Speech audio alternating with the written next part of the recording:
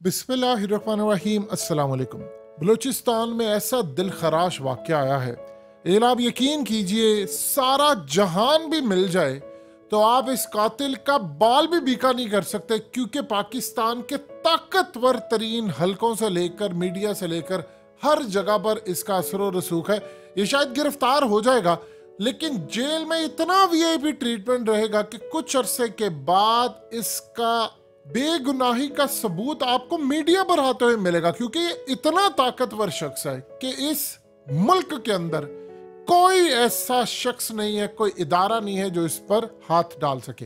अब हुआ क्या है, देखिए, एक माँ और दो बेटों की लाशें कुएं से मिली है और बलूचिस्तान अवामी पार्टी, बाप पार्टी, ये वही बाप पार्टी जिसके बारे में मरियम नवाज ने कहा था कि बाप का बाप कौन है, और इसके बारे में इल्जामात है कि इनके ताल्लुकात किसी और के साथ हैं, जिनके एम के साथ है कि ये रातों रात बदल जाते हैं, इधर से घूम उधर से घूम। अब इस सूरत हाल में इनको बनाने वाले कौन थे वो सबको बताए।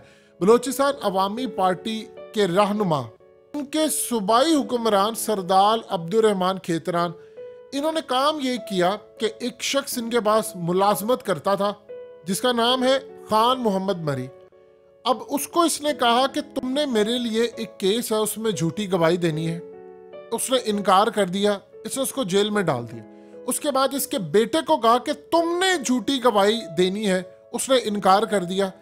इसने उनके 7 बच्चों और इसकी बेवी को प्राइवेट जेल के अंदर, जो इनके अकूबत खाने बने हुए जहां पर ये लोग जुल्म करते हैं, और इतना जुल्म करते हैं, इतना जुल्म करते हैं कि ये पाकिस्तान के अंदर ऐसी सूरत हाल पाई जाती कि आपकी यहाँ पर प्राइवेट जेलें हैं। इसे वहां पर रखा। 3 साल के बाद वो शख्स बाहर आया और बलूचिस्तान छोड़कर भाग गया।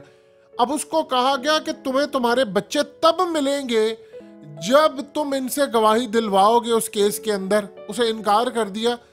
अचानक कहीं से, यानी उनके एरियाज के अंदर, इसका एक बेटा वैसे इसके खिलाफ हो गया था। ये जो खातून आपकी स्क्रीन पर आ रही है, ये असल में उसकी बीवी है। उसने कुरान उठाकर इस पर इल्जामात लगाए और कहा कि हमें बचा ले, हम लोग मर जाएंगे। और कुछ अरसे के बाद कुएं से इस खातून और उसके 2 बेटों की लाशें मिली।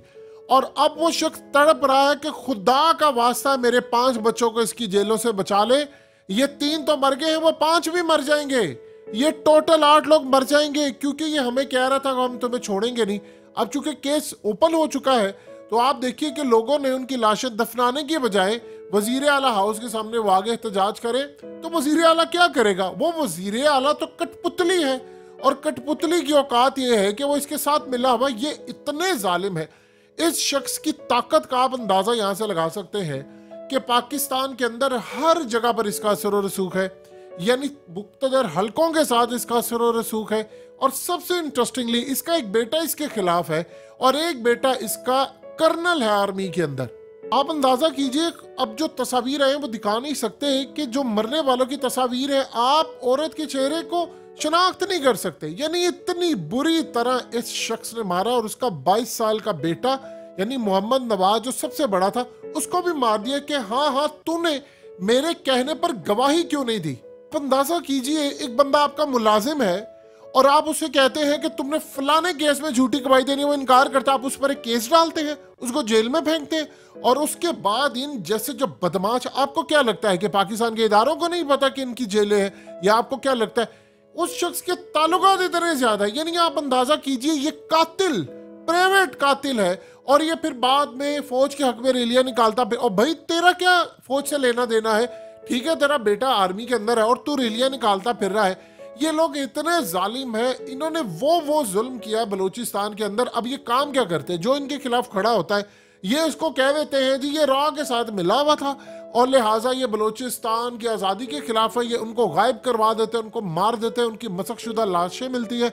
और फिर उसके बाद इनके जो बच जाते हैं लोग, फिर वो आकर इनसे बदला लेते हैं और फिर उनको कोई इंडिया या फलाना कोई हाईजैक कर लेता है। ये लोग इतने जालिम है, इतने जालिम है, आप सोच भी नहीं सकते। आप यकीन कीजिए, इस औरत ने जो कुरान उठाया था, अब उसके पास ऐसे ऐसे सबूत थे, उसके बाद ऐसी ऐसी चीजें हाथ में लग गई थी कि वहां पर क्या होता रहा है और ये पाकिस्तान के खिलाफ कैसे ये शख्स काम करता रहा है, किन ताकतों के साथ काम करता है। उसके बाद ऐसे सबूत है कि इसको मारना पड़ा। उन्होंने इस औरत को भी मार दिया और उसके बाद उसके बच्चों को भी मार दिया। अब सूरत हाल क्या है? अब चूंकि पूरा पाकिस्तान कह रहा है कि इसकी गिरफ्तारी करनी, अब होगा क्या ये हो जाएगा गिरफ्तार। गिरफ्तार होने के बाद इसको जो जेल में ट्रीटमेंट मिलेगा, आप यकीन कीजिए वो ऐसा लगेगा आपको कि दुनिया के किसी 5 स्टार होटल के अंदर जो ट्रीटमेंट होता है वो इसको मिलेगा। पुलिस वाले इनके पैरों में आकर सरदार सरदार यानी इनके घुटनों को हाथ लगाते हैं और ताकतवर तरीन हलकों के अंदर इसकी इतनी वैल्यू है कि पूरा पाकिस्तान भी अगर चाहे कि इस बंदे को सजा हो जाए तो नहीं होगा। ज्यादा क्या होगा, इसको गिरफ्तार किया जाएगा। कुछ अरसे के बाद अब होगा क्या, ये जो शख्स है जो असल में इस खातून का शोहर था, अब तैयारी ये होगी नेक्स्ट जो चैप्टर है कि उसको बुलाया जाएगा। वो ये कहेगा कि ठीक है जी मैं केस वापस लेता हूं या मैं माफ करता हूं, या दियत का कानून जो भी उसका गलत इस्तेमाल करके तमाम केसेस विड्रॉ होंगे। इसके 5 बच्चे चुप करके इसको दे दिए जाएंगे और साथ कोई मुआवजा देकर और इसका मुंह बंद कर दिया जाएगा। और ये बगैरत दंदनाता हुआ विक्ट्री का निशान बनाकर जेल से बाहर निकलेगा, वजीर बनेगा और प्रोटोकॉल के साथ फिरेगा। और बाद में कभी पाकिस्तान के हक में, फौज के हक में, कभी मुल्क के हक में ये आपको रैलियां निकालता हुआ नजर आएगा।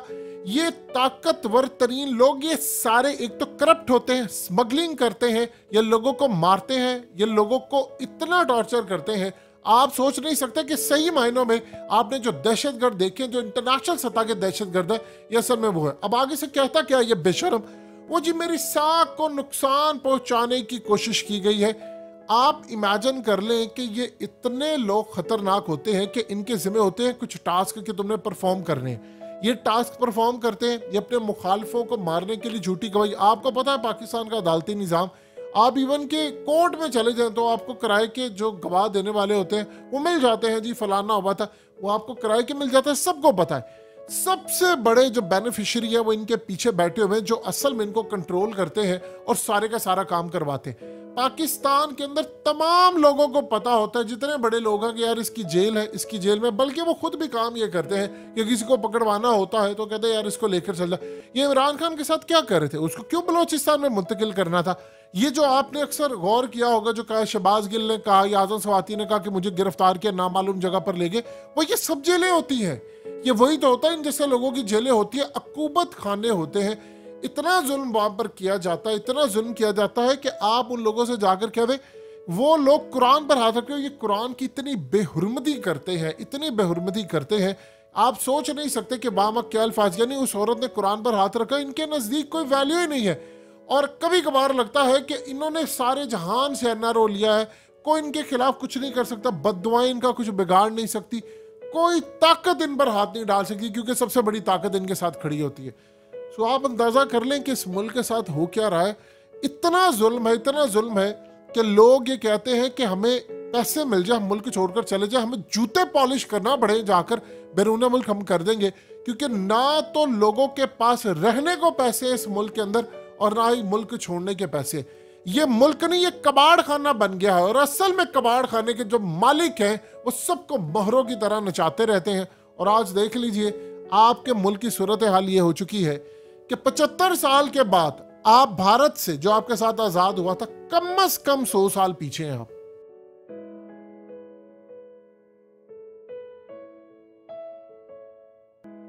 हकीकत टीवी को सब्सक्राइब करना मत भूलें, वीडियो को लाइक करें, शेयर करें और कमेंट सेक्शन में अपनी राय का इजहार जरूर करें।